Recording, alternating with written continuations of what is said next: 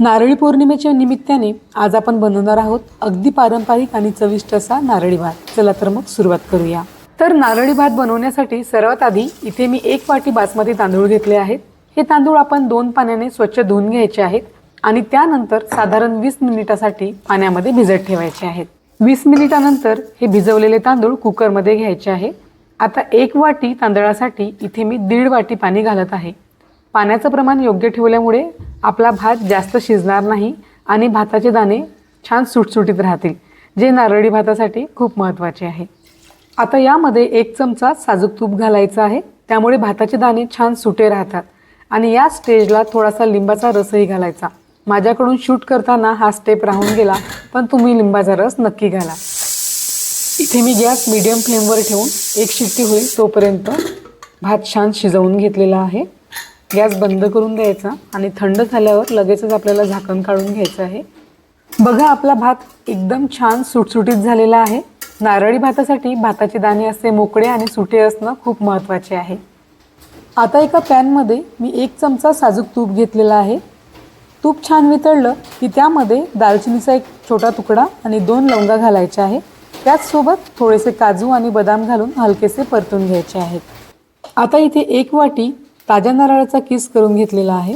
तुम्ही नारळ खोवून घेऊ शकता किंवा मिक्सरमध्ये थोडासा बारीक करून घेतला तरीही चालेल। आता नारळाचा किस आपल्याला साधारण 1 मिनिट हलक्या हाताने परतून घ्यायचा आहे। ओल्या नारळाचा किस वापरल्यामुळे नारळी भाताला छान सुगंध आणि चव येते।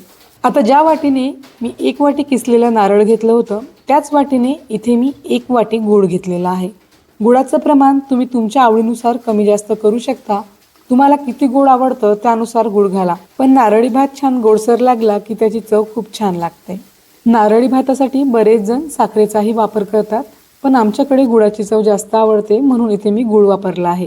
तुम्हाला आवडत असेल तर तुम्ही गुळाऐवजी साखरही वापरू शकता। नारळाच्या किसामध्ये गूळ घातल्यानंतर तो छान एकजीव होईल तोपर्यंत हलक्या हाताने परतून घ्यायचा। आता यावर झाकण ठेवून 1 वाफ काढून घ्यायची। वाफ काढल्यानंतर तुम्ही बघू शकता गुळाचा छानसा पाक सुटलेला आहे। आता लगेचच यामध्ये आपण शिजवून घेतलेला भात घालायचा आहे। आता नारळी भाताला छान सुगंध यावा यासाठी यामध्ये थोडीशी वेलची पावडर घातली आहे। त्याचबरोबर मी कोमट दुधामध्ये केशर भिजवून घेतलं होतं, ते देखील मी इथे ॲड केलेलं आहे। यामुळे भाताला छान सुगंधासोबतच सुंदर रंगही येतो। आता सगळा भात मिक्स करून झाल्यावर यावरती झाकण ठेवून 2 ते 3 मिनिटाची वाफ काढून घ्यायची आहे।